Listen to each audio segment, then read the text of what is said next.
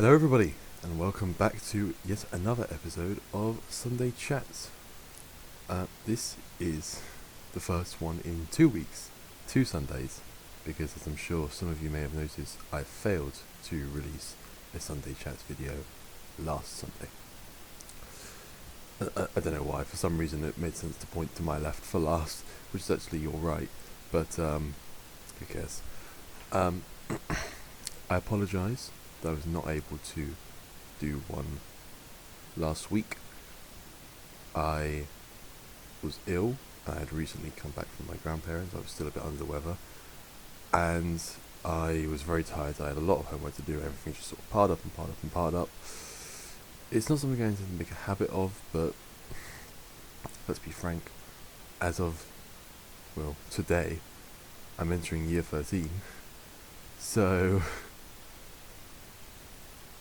it's sort of something that's something I need to prioritise, unfortunately, much more than this. So while I do genuinely like making these for you guys, I hope you'll appreciate that I can sometimes be a busy man, and there may be sort of dips in consistency in the coming year. What with, again, year 13, I've got stuff to do.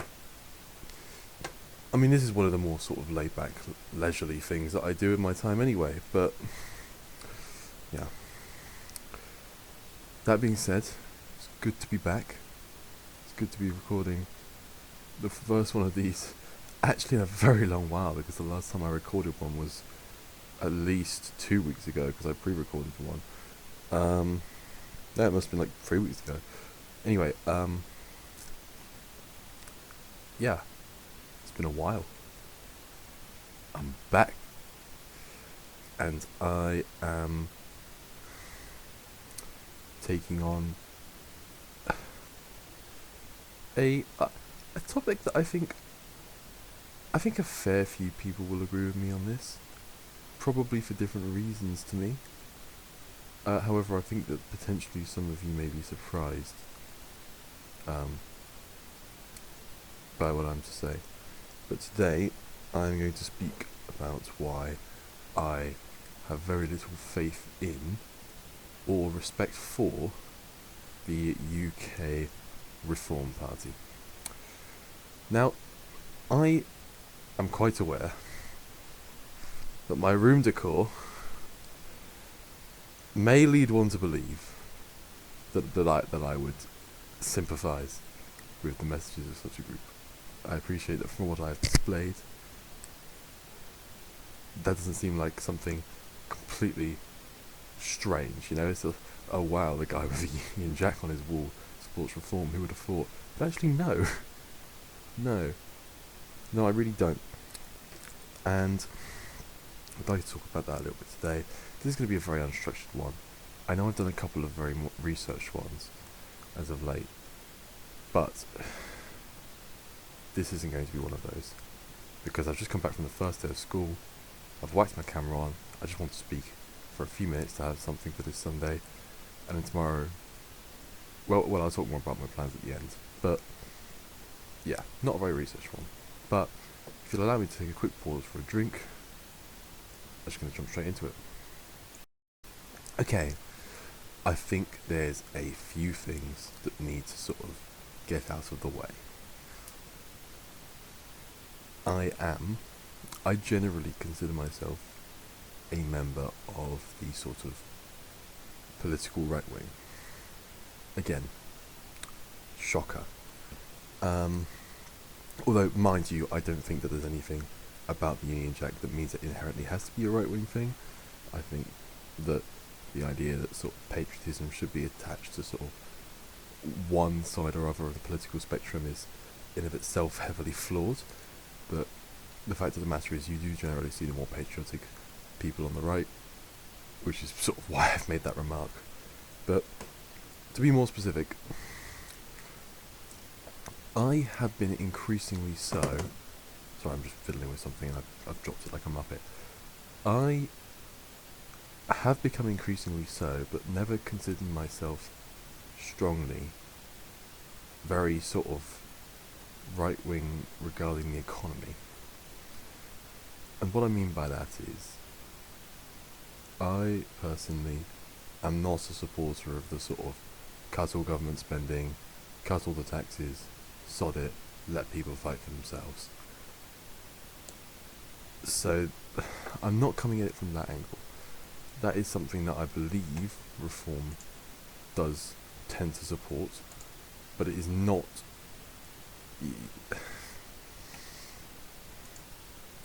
within reason. To be honest, their economic views don't seem to be their main priority anyway at the moment, but just generally, I don't consider myself right-wing on that front. I don't consider myself left-wing. I don't consider myself especially in support of nationalisation, but I do think that it has its fair share of uses. That being said, I consider myself right-wing on a lot of cultural issues. For example, when I say right-wing, I must admit, these are more things that would sort of be traditionally much more on the right wing than they are now. I think that the modern conception of right wing in Britain is very different from this. But, for example, I'm a very staunch supporter of the monarchy, and always have been.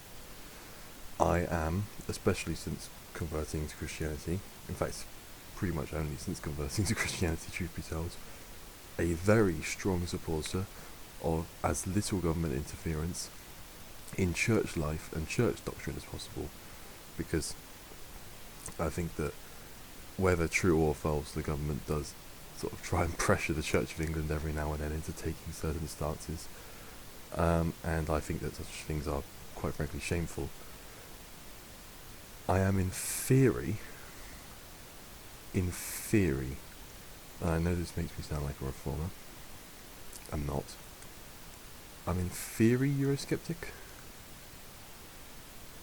but in practice, Europe does seem like the best of a bad bunch, so to speak. I trust them much more than I trust the Chinese, or the Americans, or the Russians, and so I do somewhat strongly regret our decision to leave the EU. I think what's done is done, but it was not very wise. Like, you know, if we could see into the future, you know, if we knew what would happen, how world politics would go, it wouldn't be wise. But yeah, I'm strongly focused on, and the reason why I'm Eurosceptic is for matters for the sake of like the sovereignty of the British state and trying to have as little really interference on government decision as possible. I think that the UK government should very much be free to legislate in the UK more or less to its discretion, and I'm willing to elaborate on those views at other times. But that's the sort of thing I take it from, because I am very much interested in sort of like, I suppose you consider it constitutional law, or like public law more than anything, but matters of like state legitimacy, what's legitimate interference, rights, this sort of thing. And from that perspective, I do take the very traditional approach of, you know, all legislation, all the government works in the service of the king. It shouldn't be interfered with by sort of foreign powers too much. This sort of thing.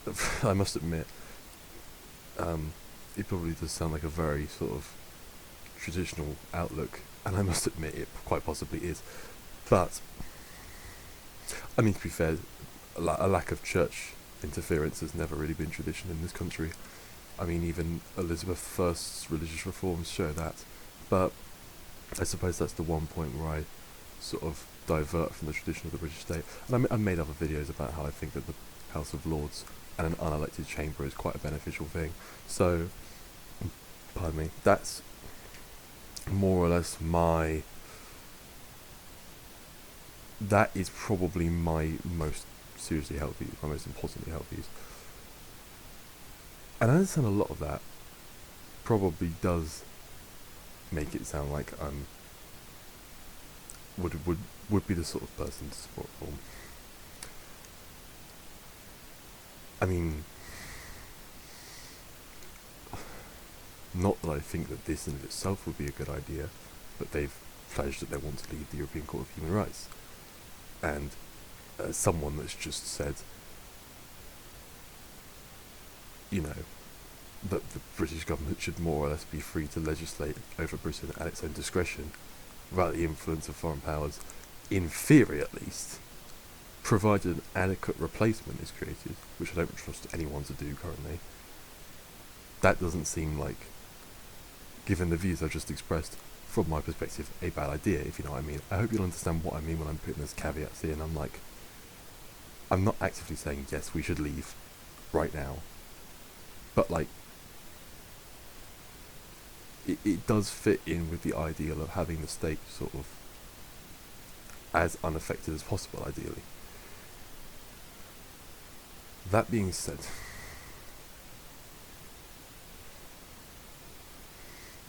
guys, most of you who know me saw this coming. Most of you who knew me well. I'm still alive, I promise. Most of you who know me well already saw this coming. Some of you who know me less well are possibly surprised. I really am strongly sceptical towards reform. Quick drink break. BRB. Now that I've explained sort of where I'm coming from, I suppose ideologically, with my biggest concerns, I obviously have other concerns, but that's a brief insight into the political theory of George K. Cummings there. You're welcome. That being said, I'm just going to drink and see you in a second. Right. Okay. I'm realising now I've taken 12 minutes to get to it. So let's get to it. There's two reasons why I am not a happy bunny when it comes to reform. Number one is I do not trust their leadership at all. I think that there are quite radical elements in the party. I think that even if they're a minority, even if the party leadership doesn't want to kick, and when I say that, look, I'm not saying that everyone that supports reform is racist, but I'm saying that most of the racists probably support reform, right?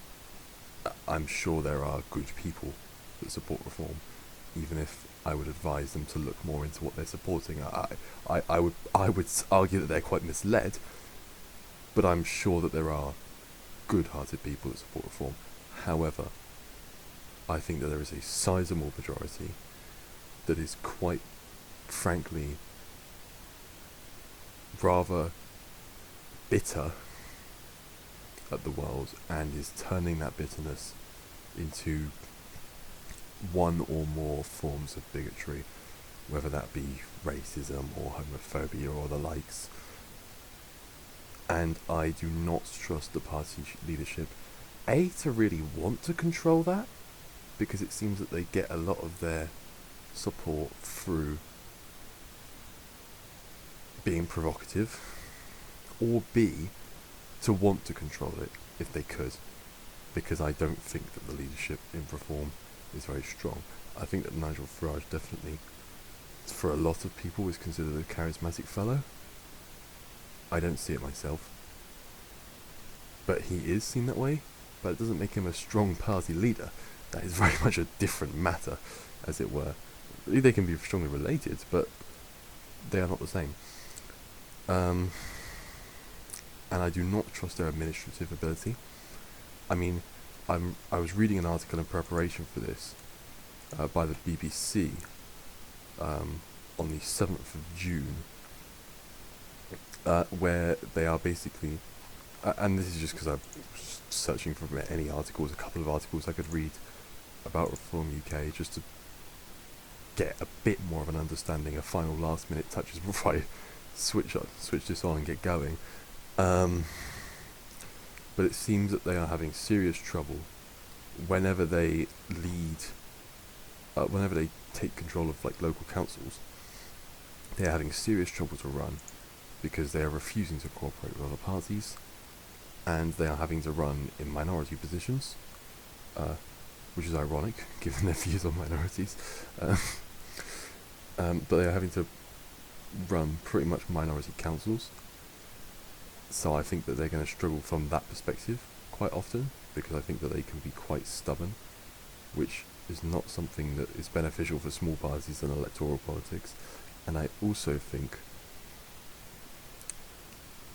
to be quite frank, I think that a lot of reform candidates are generally people that are very, not really in the political class, not really that experienced at all, generally outcasts, generally it seems a lot of them have rather shady histories.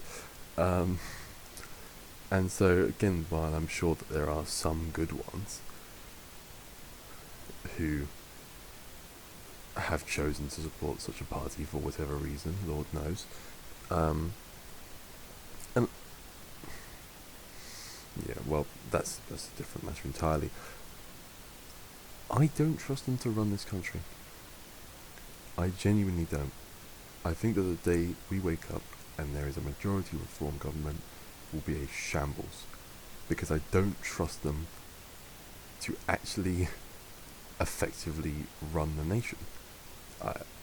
Very few of them have that much experience in the matter, and I think that they will quite frankly rock the ship far too much. And by that I mean they'll cause too much disorder, they'll try and change too much, they'll be basically far too radical in their outlook, and they'll cause nothing but considerable social upheaval.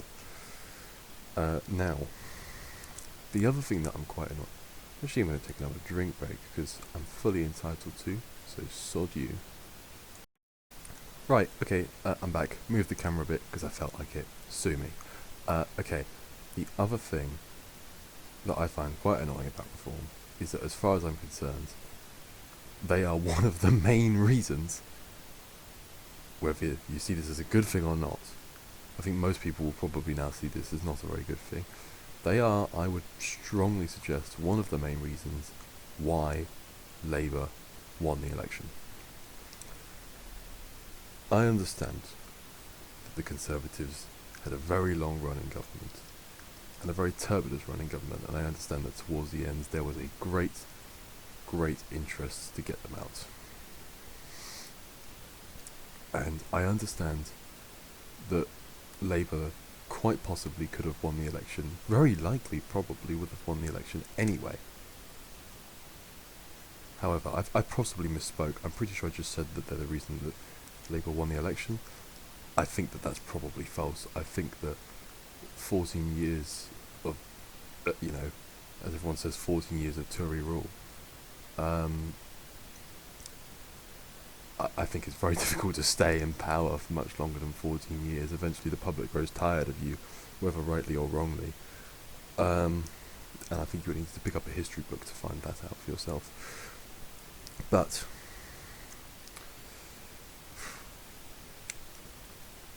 I think that they are definitely one of the reasons that the Labour Party has such a big majority in the House of Commons now, and is able to wield so much executive power and make so many changes in law, because they split the right-wing vote completely, they being Reform now. Yes, the Conservatives were quite ineffective, and yes, there is a lot that I wish they'd done. I'm not going to sit here and say that they deserved, quite frankly, to be in office for another term. I think that that's wrong. I think that they had a run, they had a go at it, and they got beaten fair and square. But a large portion of the right wing, because of the complete inadequacy of the Conservative Party, is now voting for the Reform Party. And it is causing a strong divide in the right wing of the British sort of political system. And so far, I mean, we'll see with this new Corbyn party, won't we, if the same happens to Labour. I doubt it will happen as extremely. But the right wing in the UK has been completely split down the middle, to the point where there is no sort of effective opposition as it stands to the Labour Party. Because Reform, rightly so, has an awful reputation. The Conservative Party, rightly so, has an awful reputation. And we're too busy at each other's... I suppose I'm not helping this, actually, now that I think about it. But we're too busy at each other's fronts to actually get Labour out. And don't get me wrong, I would not let Labour... I would not let Reform in just to get Labour out. I think that would be a very unwise decision. But the split that they have caused, Reform, the fact that people on the right don't really know who to vote for anymore, has very easily given the Labour Party such a strong victory. I think the easiest comparison that I can make in my head is in a large portion of Thatcher's governance, where there was really very little opposition to her power. The Labour Party had a split or a splinter group, because the Labour Party was associated with being too radical. And they split, or they had like a section leave, some of their MPs leave, and form the SDP, the Social Democratic Party. And they later on form with the Liberal Party, and they become the Liberal Democrats, so that's a fun fact for you. But because the left is split between the more radical Labour and the less radical SDP, Thatcher has a very long run as an individual in government. And it takes about a decade for that split and the sort of subsequent consequences of it to heal, and for Labour to have really any fighting chance to get back against Thatcher and against the Conservative Party more generally. And there are other reasons for sort of general failure of opposition. There was much sort of wrong with opposition at the time, but that was, voice crack, pardon me, that was a large contributing factor. That was a very large contributing factor to Thatcher's election. Now, I am by no means saying that Keir Starmer, of all people, can pull off being the next Margaret Thatcher. I think that such a statement is fantasy. But we must ask ourselves, in allowing this sort of splinter group to get away and cause a massive divide, what are we really doing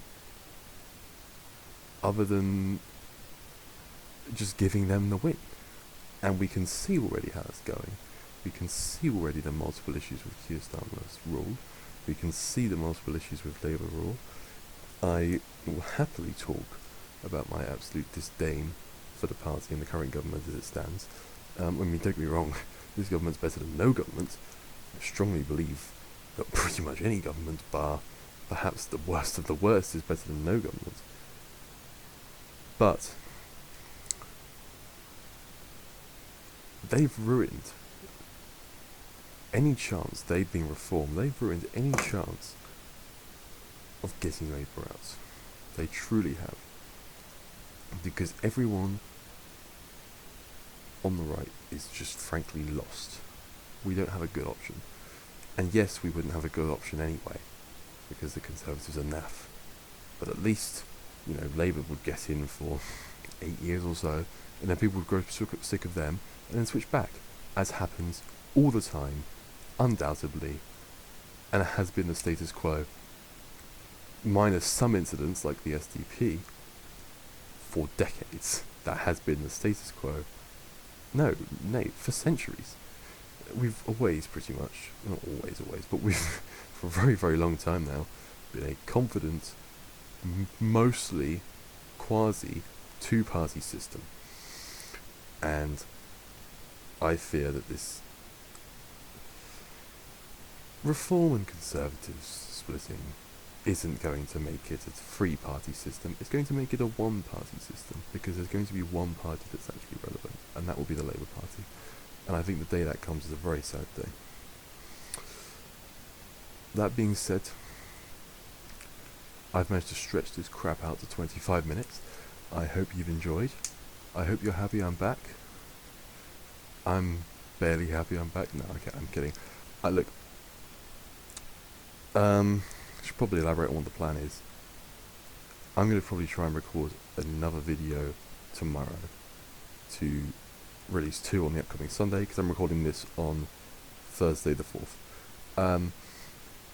So that I get 2 out in one go and I'm back on track, because I would like to sort of, I think if I'd miss a video, I should probably make 2 videos on one Sunday to make up for it, if that makes sense. So I'm going to try and do that. If I don't, I humbly apologise. That being said, I do intend to continue doing 1 a week. I hope that nobody worried upon seeing a lack of video last Sunday. Mind you, I don't know if anyone would. I don't know if anyone worried that I'd quit. I wouldn't, and if I did, I would hopefully have the hearts to make an announcement first.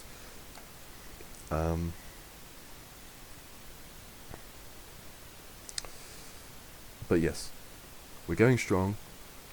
If there's deviations, I will try and catch up. I can't promise anything. And I think that's it. I've explained what I think of reform. I've explained some of my general political views. And if there's anything about general political views you want to ask, or anything about reform, or just anything about, if there's anything you want to ask me, I guess, don't forget that you can comment. I very, very rarely receive comments, or even private messages now, asking me for my opinions on matters. And perhaps that's because the novelty of this channel has worn off. But I do find that a shame, because the interaction with you guys was the bit that I enjoyed the most, even though it was always a bit limited. Still, we power on. Thank you all for watching, and I hope you all have a wonderful evening. God bless, and if I see you in an hour, no, I see you in an hour. Have a good one.